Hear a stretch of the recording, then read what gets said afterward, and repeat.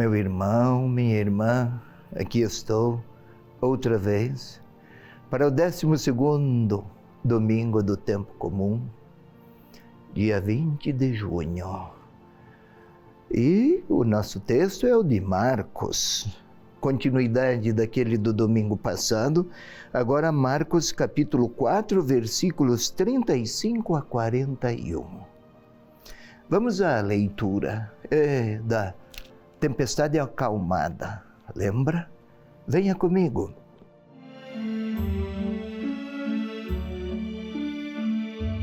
Jesus disse aos discípulos, naquele dia, ao cair da tarde: passemos para a outra margem. Deixando a multidão, eles o levaram, do modo como estava, no barco. E com ele havia outros barcos.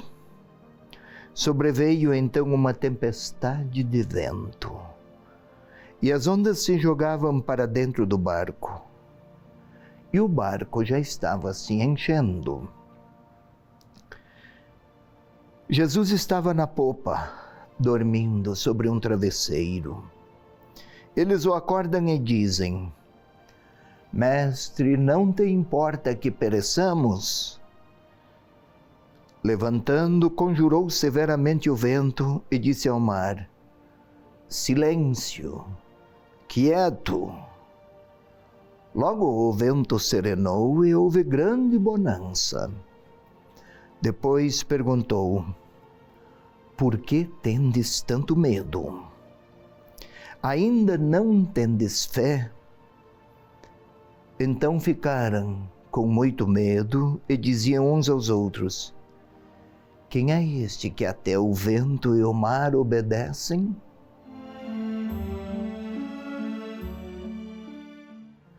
Vamos lá, meu irmão, minha irmã. Observemos. No domingo passado, Jesus lhes apresentava, lhes ensinava discípulos e multidões em parábolas. Até conclui assim, falo do texto da palavra do Evangelho de domingo passado. Aos discípulos, porém, explicava as parábolas, explicava tudo em particular. E disse-lhes naquele dia, agora entramos aqui no nosso texto, ao cair da tarde. Não esqueçamos, meus caros, o cair da tarde não é uma mera referência cronológica, referência do tempo, final de um dia, o entardecer, o pôr do sol. O cair da tarde anuncia que vão chegar as trevas, as escuridões. Para a vida dos discípulos também.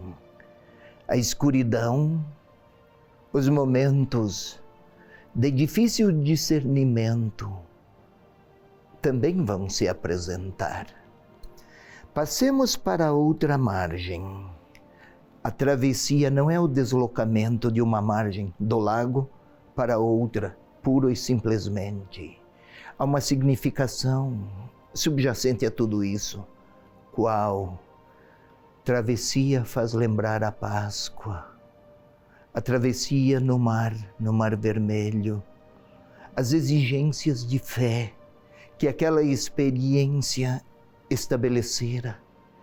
O modo esperançoso mediante o qual se podia interpretar a travessia de outrora, Êxodo, e a travessia de agora, para os discípulos, as travessias de qualquer hora, para os leitores de qualquer tempo. Toda a vida dos discípulos será assinalada por travessias, deslocamentos, deixar algumas coisas, entregar-se, abandonar-se à providência e buscar outras margens. O Evangelho comporta ousadias. E lá se foram. Havia outros barcos, outros meios, outros modos de fazer as travessias. O O barco é a imagem da igreja. E um barco com discípulos é o retrato da igreja com os discípulos. Jesus entre os seus. Sobreveio uma tempestade de vento e as ondas se jogavam para dentro do barco. Não tinham recursos tecnológicos e científicos na época para explicar a tempestade. E ninguém é capaz de frear o vento, nem a mais modesta das brisas. Como interpretavam as potências malignas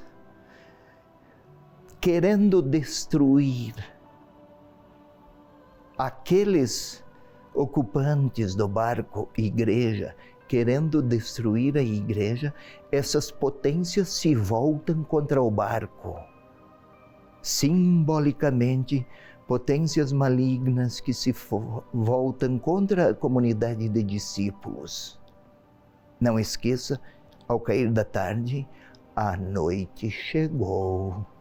Escuridão, ventanias, águas que entram no barco e o ameaçam. Talvez não chegue a haver a travessia, se afundar. E Jesus dormia. Como dormir em pequenos barcos com grande agitação? Parece algo pouco realista. Não esqueçamos, os evangelhos não são uma descrição. Eles, mediante o que noticiam, há uma mensagem teológica de fundo, porque no Oriente não era habitual fazer pensamentos abstratos, por linguagem comparativa e simbólica. Dormir é que aquelas potências malignas, nem as potências malignas ou as trevas, era noite, elas não têm autoridade, não ameaçam o Filho de Deus.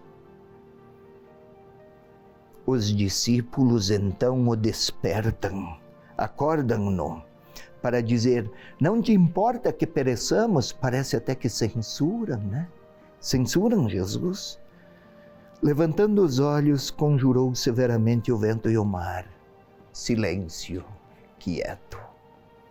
Levantou-se, levantou os olhos, uma palavra, e o mar já não tem a fúria que apresentava ou o vento. As potências do mal que querem destruir a barca, que querem fazer perecer, sobrar a comunidade de discípulos. Essas potências não são poderosas o bastante para impedir a travessia dos discípulos. Mas da parte deles, discípulos, algo precisa ser melhorado. Algo precisa ser diverso do que é. Logo serenou e houve grande bonança, e Jesus então perguntou, por que tendes medo? Ainda não tendes fé? É claro que qualquer pessoa teria medo estando em um barco agitado pelas ondas, com o risco iminente da morte. Você, eu, nós também nos amedrontaríamos. Então, o que é? Não é isso que o evangelista pretende repreender. Quer dizer ao leitor de qualquer época, assim o evangelista quer dizer, a falta de fé é a maior ameaça, não são as tempestades, os ventos, as trevas, as contradições de toda a ordem, as desarmonias da natureza. O que vem de fora não ameaça tanto quanto o que pode vir de dentro. A fé é algo que cultivamos dentro de nós. O que é fé? Aqui não explica o evangelista, mas tem 3 características quem confia, quem se abandona, quem tem ouvidos para obedecer à palavra. Alguns versículos antes, o texto anterior falava da palavra, comparada com a semente que cresce por si só. É um dom que a semente traz em si mesma. A fé é um dom de Deus. Pedir o dom da fé é a grande súplica que comporta a cada discípulo. Se Jesus dormia, era porque nada perturbava a sua serenidade, uma vez que sua comunhão com o Pai era plena. Fé não é um pensamento positivo. Eu tenho fé que vai acontecer desse, daquele ou daquele modo. Fé é aquela força interior que pedimos ao Senhor para nos fazer atravessar aqueles caminhos difíceis que o discipulado comporta. Quem é este que até o vento e o mar obedecem? Até então, era fácil para eles crer quando acontecia um milagre de doença, quando acontecia alguma cura. Agora, até o vento e o mar, quem é este? Eles queriam seguir alguém que fazia bons milagres, grandes milagres, mas agora estão a se perguntar, não pelo milagre, mas pela identidade daqueles em quem são chamados a crer. Até então, diante de grandes prodígios, parecia-lhes aderir por entusiasmo. De agora em diante começa o Senhor a pedir dos seus seguidores que sejam homens e mulheres de fé, que se abandonem, que tenham a obediência e que confiem, não para que o Senhor faça o que me agrada, mas para que eu me entregue ao que o Senhor projetou. Afinal, é o reino de Deus a grande causa.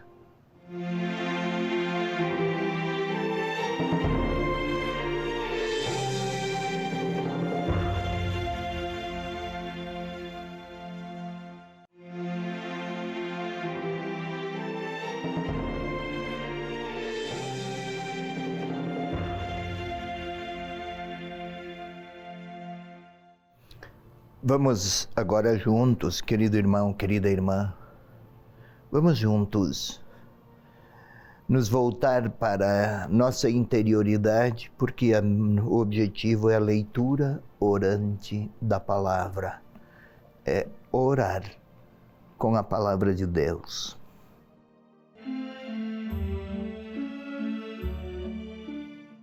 Como sempre, o ato primeiro em tudo isso é compor a própria interioridade para a oração, uma vez que todos nós vivemos quase que constantemente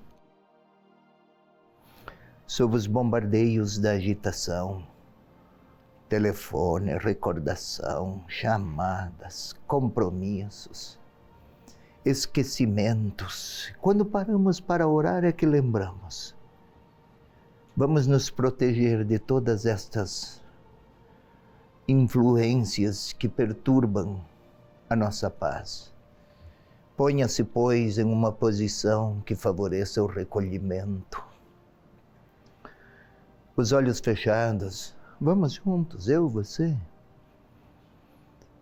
Vamos respirar de maneira serena, lenta, tentando sentir o ar que impregna a nossa interioridade, infla os pulmões. O objetivo é concentrar-nos. Ainda voltados para nós mesmos,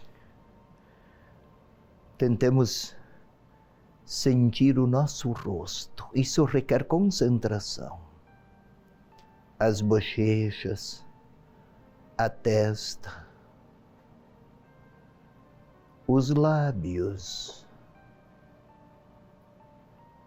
Continuemos a respiração lenta e controlada. E agora, nestas condições de interioridade, vamos juntos pedir o segundo passo. Então, agora começamos a orar. O segundo passo, vamos pedir ao Espírito Santo, o Espírito de Deus, a ternura de Deus,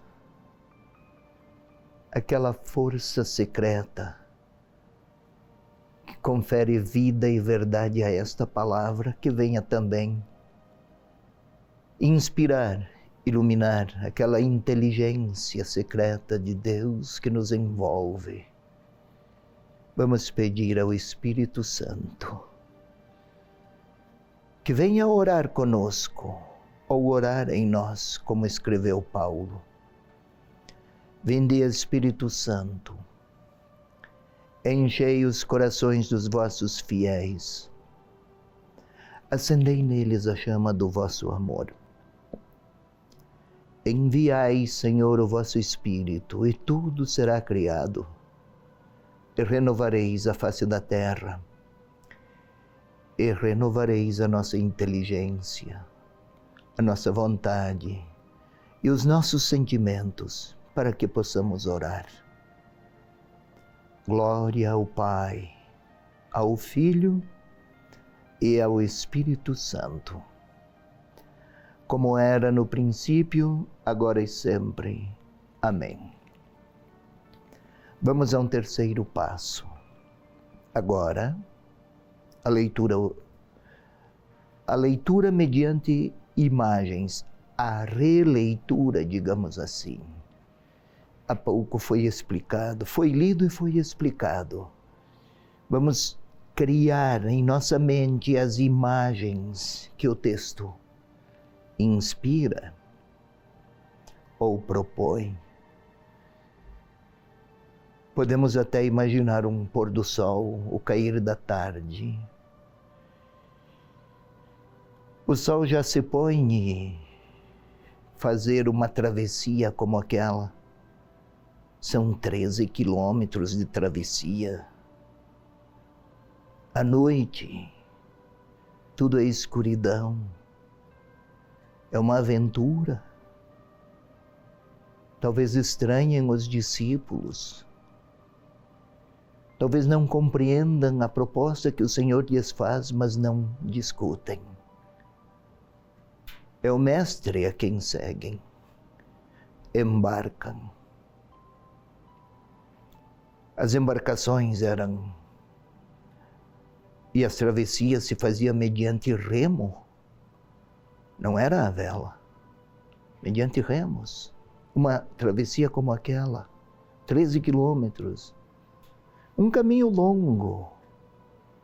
Travessia faz lembrar o deserto e a travessia do Mar Vermelho e a Páscoa e a libertação. Lá vão eles tentando remar. Percebem, o vento acentua o seu sopro, as ondas crescem.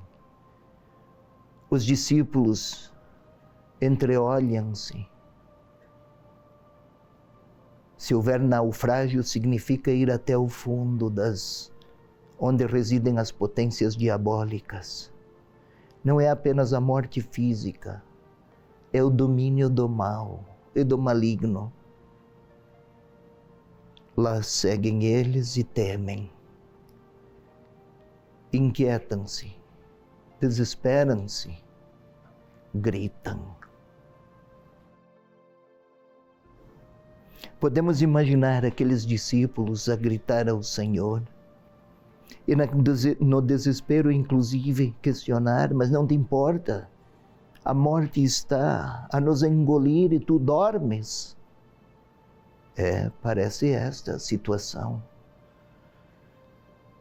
E o Senhor desperta E então ordena ao mar, conjura o mar a silenciar e o vento a se acalmar. Nunca tinham visto algo assim. Já viram milagres, estavam maravilhados, mas não pediam milagres. No desespero, estavam até convencidos de que chegara o fim. E podemos ver o Senhor ordenar, ouvir a sua voz, silêncio, para, e tudo se acalma. E aqueles discípulos entreolham-se, mas à noite perguntam-se. O coração bate forte. E agora um novo passo. O Senhor é escuro, nem podem ver a fisionomia um do outro, mas a voz, o questionamento. Ainda não tendes fé? Por que tendes medo?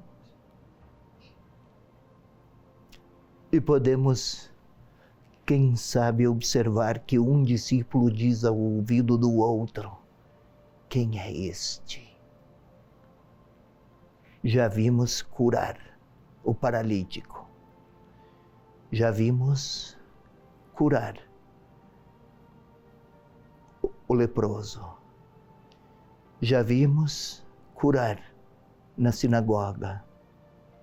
Expulsou demônios. Mas até o vento e o mar. E agora vamos nos colocar lá, naquele barco, imagem da comunidade, que tem travessias e que tem a percorrer e escuridões que envolvem. Eu e as minhas dúvidas, trevas que me envolvem, vícios que me dominam, infidelidades que me atormentam, temores que trago comigo. E o Senhor quer comigo fazer a travessia. Talvez esteja Ele a me convidar. Vamos para outra margem. Vamos enfrentar as situações. Vem comigo. Não parece que os problemas diminuam, que as crises se abrandem, que os conflitos se atenuem, que as incertezas se dissolvam. Nada disso. Parece que cada um dos meus dias é mais desafiador. E o Senhor, eu quero despertar o Senhor para dizer: não consigo mais. Também a minha comunidade, a paróquia ou comunidade da qual faço parte, há tantas diferenças e contrastes, não quero mais. Tantas agitações, ventos, tempestades. E o Senhor talvez olhe para mim e olhe para nós todos que queremos segui-lo e que com Ele no barco estamos. Não te importa que tudo se torne ruína? E Ele olha para mim e pergunta: e tua fé? Ainda não tens fé?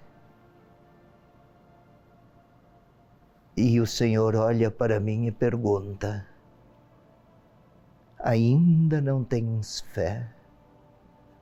E talvez eu tenha que dizer: Senhor, vem me ajudar a crer, a confiar, a abandonar-me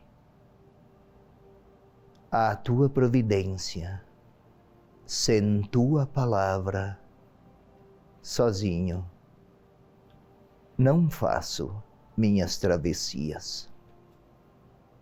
É para eu falar ao Senhor agora, e para deixá-lo me perguntar e me falar, no meu silêncio, Eu quero falar das minhas travessias difíceis.